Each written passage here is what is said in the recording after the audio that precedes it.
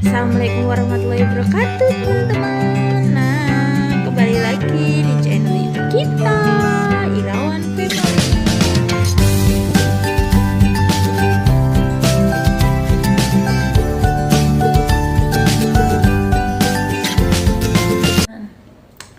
Nah, di video kali ini karena banyak dari teman-teman semuanya yang tanya kenapa sih apa sih manfaat dari pijat oksitosin, laktasi oksitosin, kemudian kenapa sih kita perlu pijat laktasi. Teman-teman yang baru mempunyai anak pertama bingung nih, stres nih, kenapa ASI saya sedikit, stres dan lain sebagainya. Nah, di sini kita akan sharing loh teman-teman, sharing, bukan saya menggurui tapi sharing tentang manajemen laktasi. Nah, nanti manajemen laktasi itu berhubungan dengan pijat laktasi dan oksitosin, gitu ya. Nah, manajemen laktasi itu apa yo? Manajemen laktasi itu adalah proses memproduksi dan mengeluarkan ASI. Lalu, kenapa ada beberapa, maaf ya belakangnya berantakan.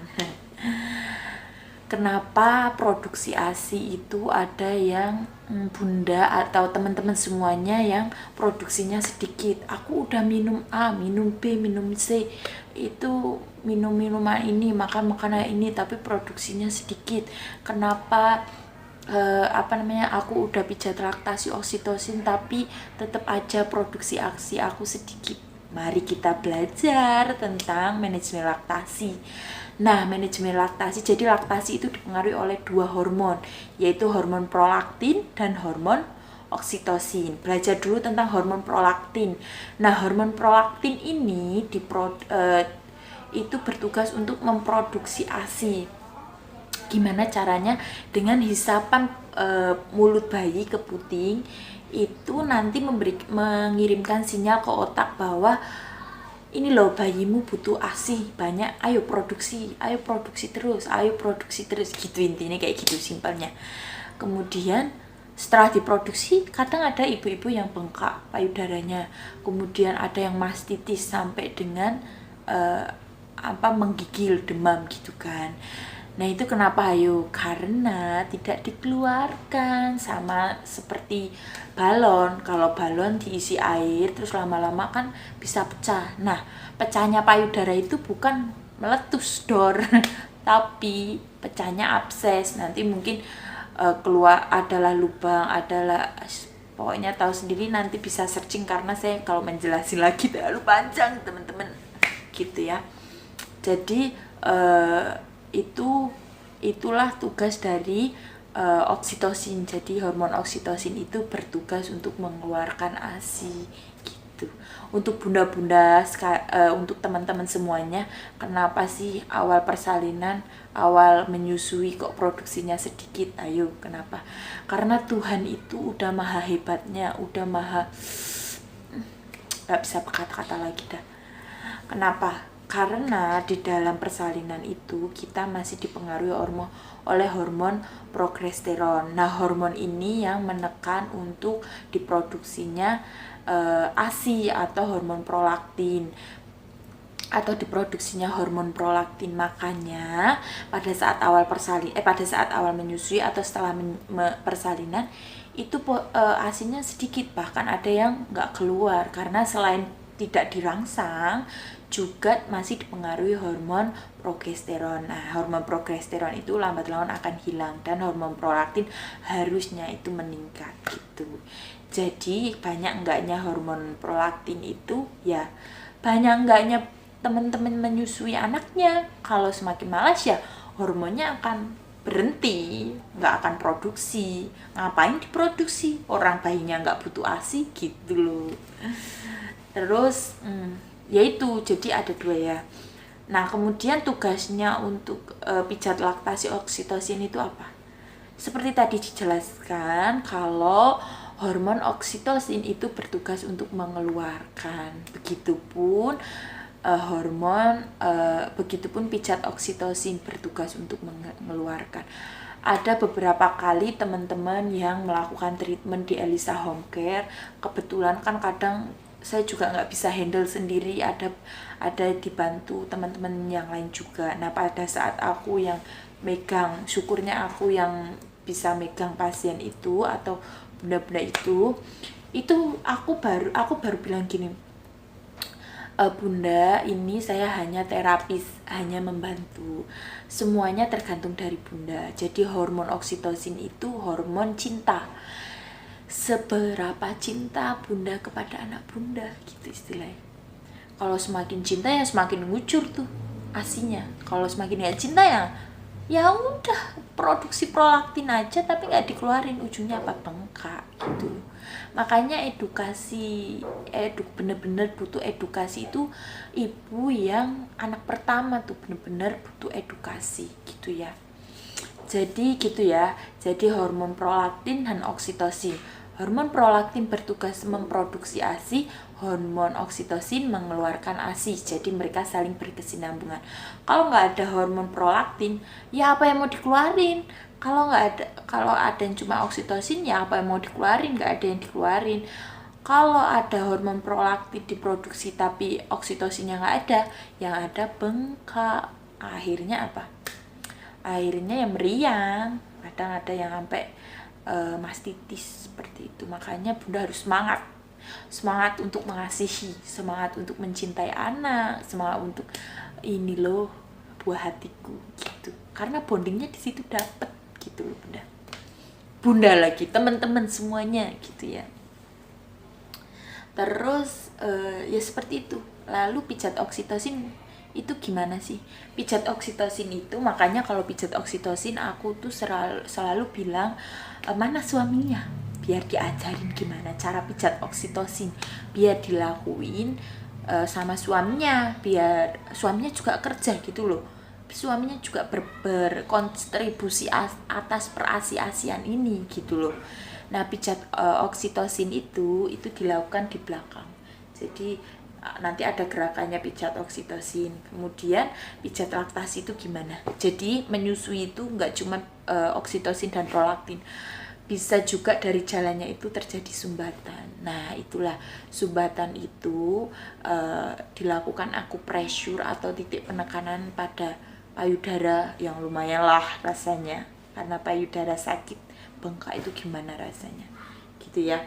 Nah itu makanya payudara itu juga harus sering dipijat, dikompres biar rileks, nggak tegang gitu loh. Menyusui juga enak gitu loh Bunda.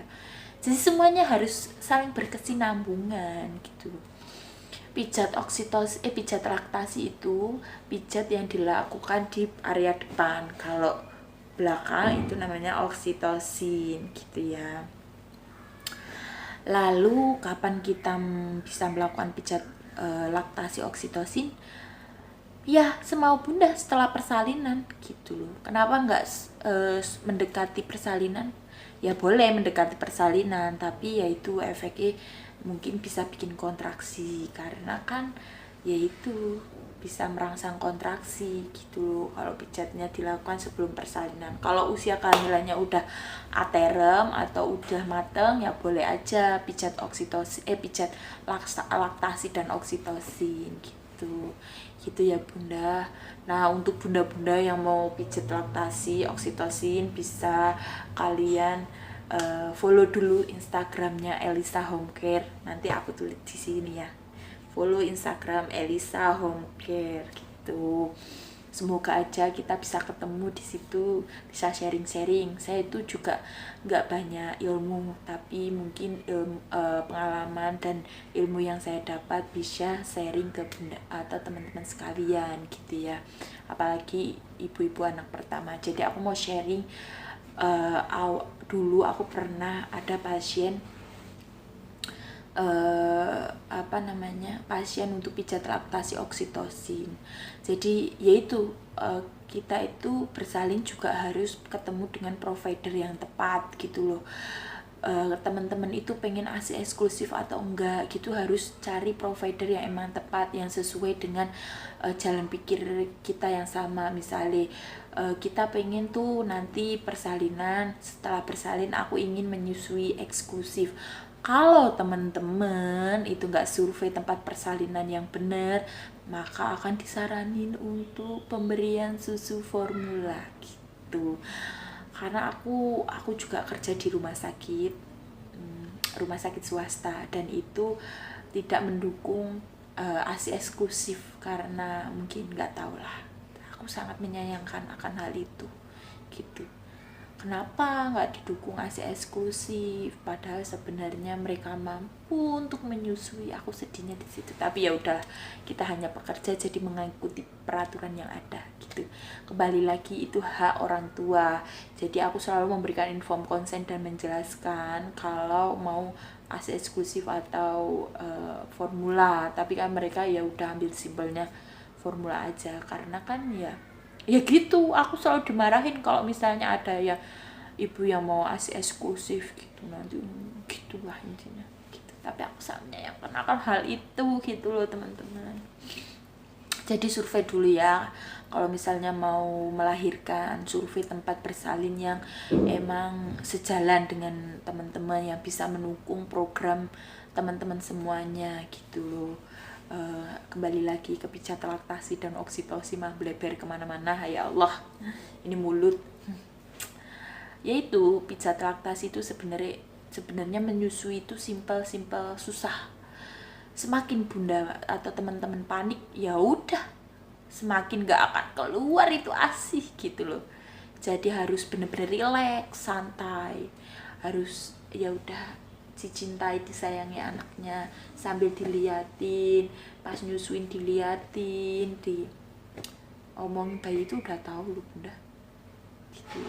Jadi teman-teman tuh, aku pernah ada pasien yang aku kan jaganya di ruang bayi, ada pernah pasien bayi kritis dipegang ibunya, saturasi naik loh. Saturasi itu kadar oksigen dalam tubuh gitu, saturasinya naik bisa dari normalnya kan di atas 94, itu dari 50 naik jadi 70 80. Akhirnya alhamdulillah lo hidup. Segitu hebatnya bonding, makanya jangan bermain-main dengan bonding teman-teman gitu ya. Gitu ya penjelasan tentang perlaktasi dan oksitosian. Jadi buat bunda-bunda dan teman-teman semuanya yang anak pertama khususnya, jangan panik, jangan stres, yang relax dan enjoy. Karena menyusui itu adalah proses yang menyenangkan. Menyusui itu adalah proses yang yang menyenangkan, yang mengasihkan gitu loh. Jangan bikin beban, karena semakin kamu terbebani dengan proses menyusui, semakin menghambat ASI untuk keluar gitu ya. Jangan lupa putingnya dibersihin biar sama aja. Kalau misalnya kalian udah nggak stres, nggak itu putingnya kotor kan sama aja, kasihan bayinya juga ya. Ya udah gitu ya teman-teman, tentang pijat oksitosin dan laktasi, manajemen laktasi sedikit banyak teman-teman jadi agak tahu nih apa itu manajemen laktasi. Untuk ibu-ibu yang anak pertama itu biasanya kan mereka masih bingung, nah bisa belajar dari situ gitu ya. Kalian boleh komen di bawah, kita bikin video apa lagi. Kita itu sifatnya bukan menggurui ya, tapi kita sharing. Aku ada pengalaman, kita berbagi sharing. Semoga pengalaman aku bisa ya berkontribusi kepada proses mengasihi teman-teman semuanya. Salam cinta dan kasih sayang untuk teman-teman semuanya. Assalamualaikum warahmatullahi wabarakatuh.